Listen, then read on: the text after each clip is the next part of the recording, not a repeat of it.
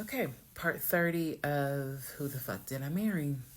So, I'm going to use this as a clarification video. So, we're going to use part 30 as a stop. Let's clarify some things.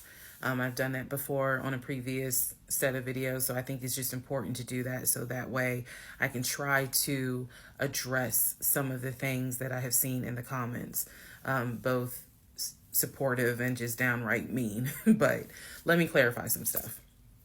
Number one, it is important to remember that I am telling this entire story of how I met, dated, married, and divorced my pathologically lying ex-husband. I am going in chronological order of events. So what that means is that, ma'am, sir, whoever you are, if you were coming in at part 30, but you have not seen part 11, some stuff is not going to make sense. I know. It is a long playlist. And don't worry about watching the video as soon as it comes out, because everything, I'm trying to do this responsibly of telling the story in the order of which things happen. So I say that to say, please, if you're able to, start at the introduction disclaimer video. Start with part 1 and then just watch each video, because a lot of the questions people are having that I'm seeing in the comments, and I say this respectfully, is just because you did not go to the other videos and watch them in order. That's just the first thing I want to say. It is important that I get this story out, but that it's done, like I said, responsibly. To me, responsibly is being honest, even if it makes me look bad, but then also trying to be clear and not ramble all over the place. So I'm trying to take the time to tell you, this is what happened at this time. This is what happened at that time. That's why there's so many parts. And we're not even to the part of the divorce yet. We're almost there, but we're not there yet. Second thing I want to clarify. I cannot stress this enough. My family and my friends did not know what was going on between Legion and I. They did not know. My family only knew, we've met this guy. He's dating our daughter, our niece, our cousin, our granddaughter. He seems to be a really nice guy. He seems to really love her. From what he has told us, he's done well for himself. He played football. And he has worked at this company 6-7 years. And financially, he is in a good place. From what we understand, he just moved here from California. That is what they knew. They did not know about the red flags I had. They did not know what was going on in my head. They did not know what was going on in my heart, because I did not want to look stupid.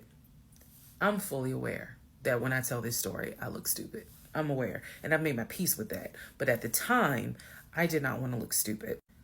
So it was important to me to put on everything's great. We're really happy. We're looking for a house and everything's going well, knowing full well that behind the scenes, I couldn't figure out why he wasn't showing proof of funds. They did not know. So I say that to say, I see the comments about how my aunt gave me horrible advice when I called her about the sexting on Facebook. And I want to clarify something. She did not tell me to stay with him. She did not tell me to leave him. That's not her place, and that's not what she would do. She simply was in shock that any of this had happened and did not know what to give me advice on. The one thing that she did say was, look, he's not your boyfriend. Meaning, it ain't as simple as, oh, we just gonna break up. Pack your shit and go. Because you married him. My aunt is the most ride or die chick I've ever met. You fuck with me, you fuck with her. And she is straight Jersey. So I love her for it. But I needed to, it's not fair for me to leave it out there as if, oh, she just was like, girl, I mean, go home and deal with it. No. Never in a million years. So I want to clarify that. I also want to clarify about my mom. So my mom lived in Arkansas, and when she came to visit in April, this is We were already married. This is her first time physically meeting Legion. My mom will tell you she had no idea anything was amiss, but there was something that nagged her a little bit. She didn't know what it was, and my mom is the type where she's going to get on her knees in prayer. That's who she is. So for her, it was like, I don't know what it is. He seems like a nice guy. He seems to love my daughter. Because again, there was no arguing in the house. The house was peaceful while she was here, even though behind the scenes, we had just came off of the whole sexting incident with other women. So for her, it was like, I don't know what it is. She did tell me later on that it seemed as if I wasn't as happy as she thought I would have been. But again, she took it to the Lord in prayer. And her prayer was, God, protect my child. I don't know what's going on, but protect her.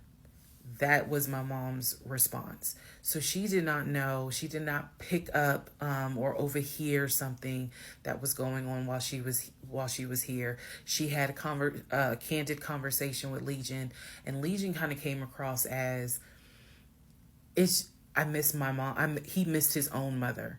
And so he called my mom, and doted on her, again, putting on a charade. And so for her, it was like, bless his heart. That's what she said. Bless his heart. But no, she did not know the specifics. Nobody knew the specifics. They didn't know the specifics until we're talking May, June of 2021. They knew that we were looking for a house. They knew that the house fell through. They did not know about the proof of funds. They did not know that he wouldn't show me the savings account, the offshore account. So I just want to say that because to me, it would be irresponsible to not clarify what family and friends knew. Because these people have always been supportive of me, always had my back. I just simply did not share with them the things that I felt like were red flags, because again, my mindset at the time was, I want to be married, and what if he isn't lying? And I was making excuses for him to myself, so I definitely would have made excuses to family. Another thing I need to clarify, and I saw the comments on this about how a VP would never date someone that looked like me, and to the person that wrote it, that wasn't very nice. I need you all to understand, the relationship started in March of 2020. He came into my life as regional manager. Okay. That is how he came into my life. Then eventually he got promoted to VP of production or operations, some VP of something.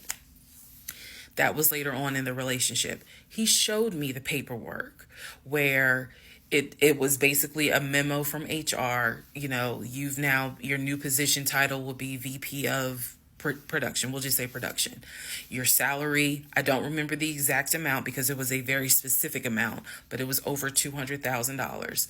It listed some of the benefits that he would have. He would have an office. He would be getting an executive assistant. That's where we get David from. If you don't know who David is, please go back and watch the series in order. He would be getting an executive assistant. He would be getting use of the company helicopter. He would be getting a company car. That is where we're introduced to the fact that he was starting to shop for a company car that could not be more than $90,000. That's what he told me. I didn't see this in the memo, the amount of the car, but that's what he told me. So that's where you get the car shopping for the Range Rover, the Jaguar, the BMW. He even test drove a Mercedes GLE, I believe. So I'm just trying to, again, bring some clarity to this so that way we all can understand what's going on. And hopefully this just makes a lot more sense for everyone. All right, part 31.